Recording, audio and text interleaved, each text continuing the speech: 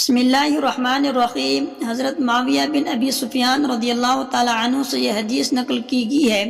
وہ فرماتے ہیں، تم لوگ تو ایک ایسی نماز پڑھتے ہو کہ ہم رسول اللہ صلی اللہ علیہ وسلم کی صحبت میں رہے، لیکن ہم نے کبھی آپ صلی اللہ علیہ وسلم کو وہ نماز پڑھتے نہیں دیکھا، بلکہ آپ صلی اللہ علیہ وسلم نے تو اس سے منع فرمایا تھا۔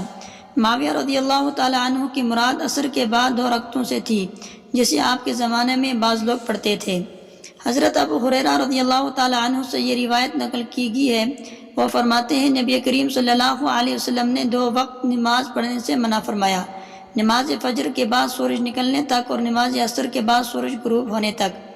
حضرت ابن عمر رضی اللہ تعالی عنہ فرماتے ہیں، جس طرح میں نے اپنے ساتھیوں کو نماز پڑھتے دیکھا، میں بھی اسی طرح نماز پڑھتا ہوں، کسی کو روکتا نہیں۔ دن اور رات کے جس حصے میں جی چاہے نماز پڑھ سکتا ہے، البتہ سورج کے طلوع اور غروب کے وقت نماز نہ پڑھا کرو۔